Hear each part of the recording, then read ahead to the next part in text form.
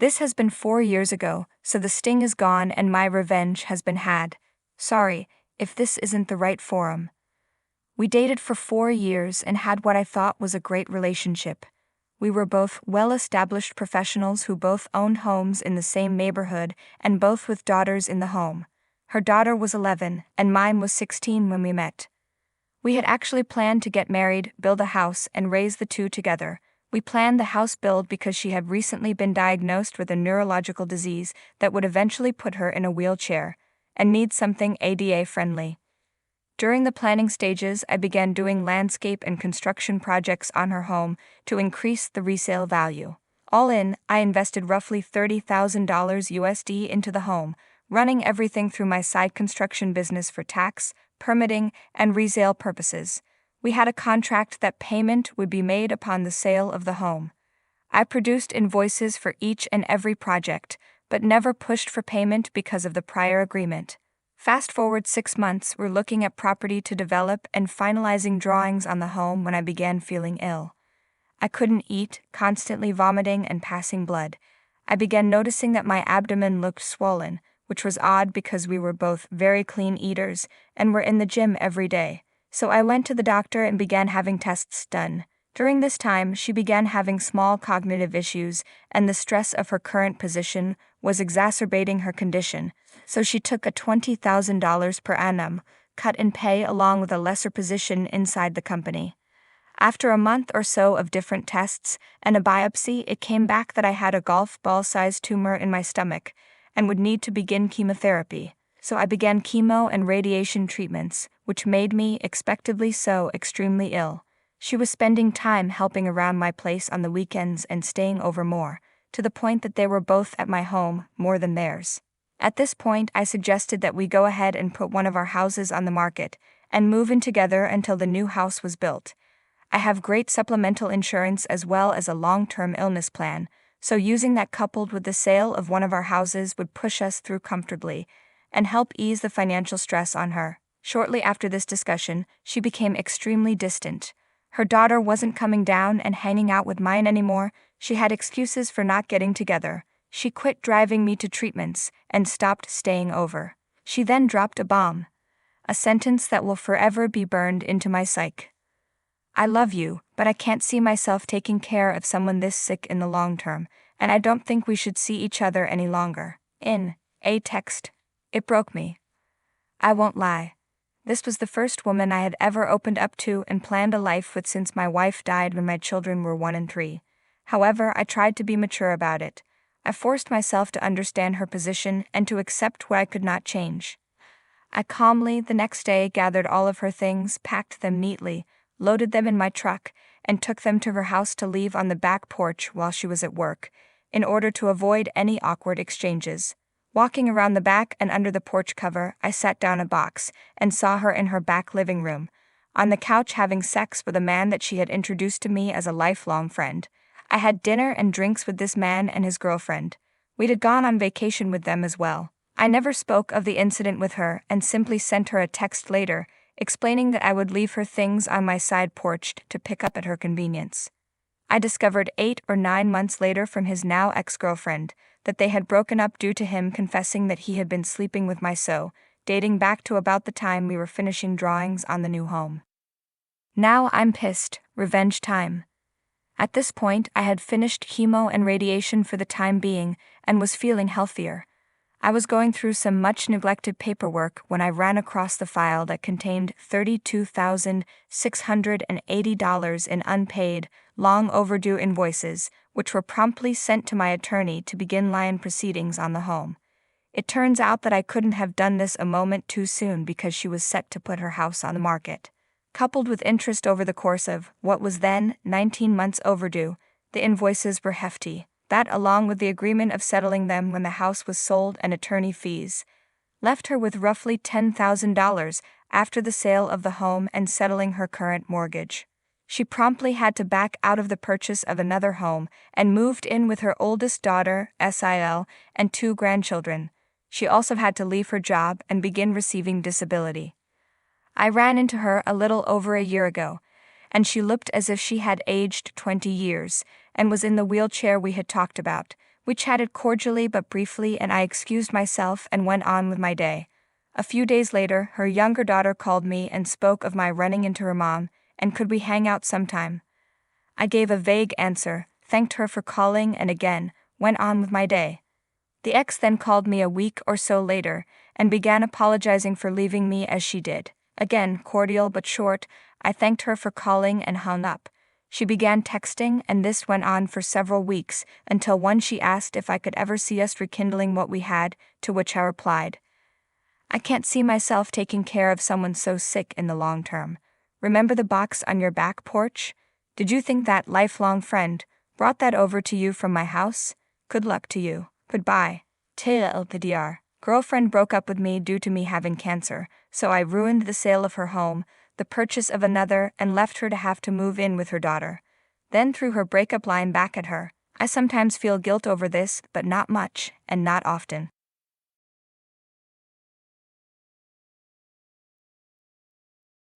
This all happened to me a few years ago.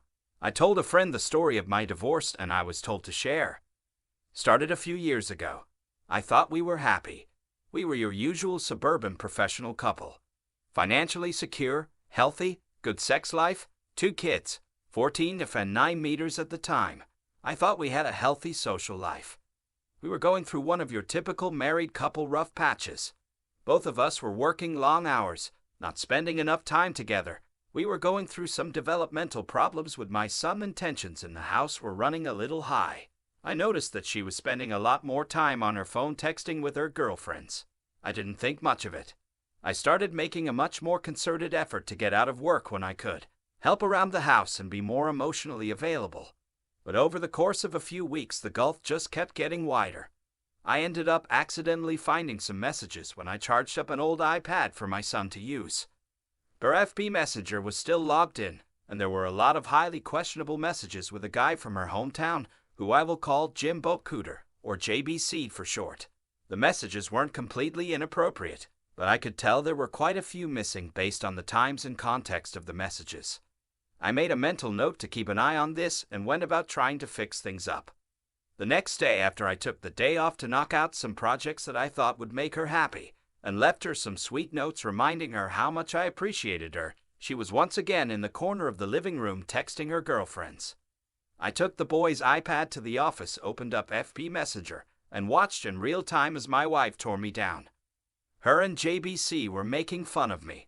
All of my flaws, insecurities, and secrets I entrusted to my partner were now fodder for her and JBC.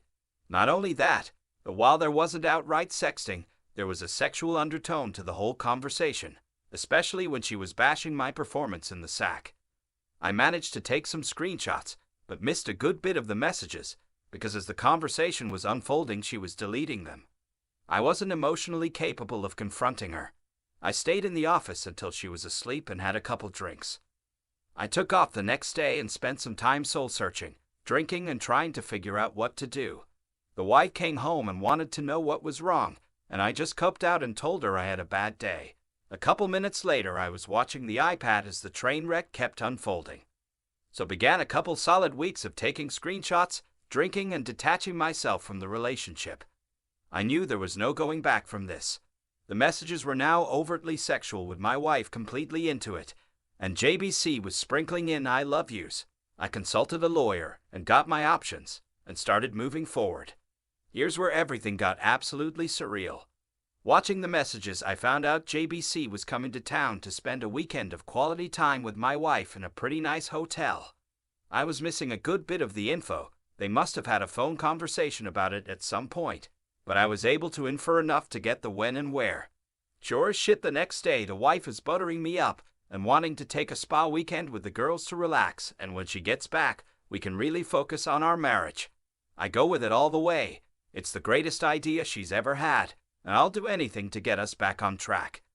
I get with the lawyer and have him draft a strong separation agreement stating that she would move out, she would get weekend visitation, no child support in the interim until the divorce is final. Then I sit through the most agonizing 2 weeks of my life. After all this, most of my feelings for her are completely gone, and I'm just seething with anger like I've never felt before. D-Day arrives. I take the day off work. I withdraw half of any money in any accounts we are joined on, leave her half alone. I had already redirected my paycheck to a new bank. I close our money market account and get a cashier's check for her half and deposit my half in my new account. I stop at Office Max and print out about 75 pages of FB Messenger screenshots. And I kill time because I don't want to be at home. She texts me that she's taking off and that she loves me. I tell her to have fun. I show up to the hotel at about 8:30 and call the wife's phone from the lobby. It goes straight to VM. They are probably already at it, whatever. I walk up to the front desk and ask if I can use the phone to be connected to JBC's room. It rings 3 times and he picks up. JBC. Hello? Me, JBC. Can you send my wife down to the lobby, please? JBC. I don't know what you're talking about, bro. Me? Och then. I guess I'll have to call Mrs. JBC and get her down here. Totally a bluff. I knew he was married, and I knew her first name, but that was it. JBC. Inaudible, shuffling, panic. Me? You got 5 minutes. Click. Not even 2 minutes later, my wife comes walking out of the elevator looking a little flustered. I sit her down in the corner of the lobby. Starts spewing bullshit saying it's not what it seems, etc. Me. I'm not here to argue. The things that are said in this pile of papers are what's going on. The only way I'm not giving a copy of this to daughter, your parents, and emailing it to everyone we know is if you move out immediately. Wife was very prideful. Daughter was going through a rebellious teen phase, and her knowing probably would have forever killed their relationship. Wife was also her parents' golden child, and she always worried about what they thought of her. I didn't have much leverage, and shame was my only card to play. Also, her professional life is built up around her image, so I knew she would protect that at all costs. Sniffle, mumble, inaudible. Me. This is a check for half of the money market account.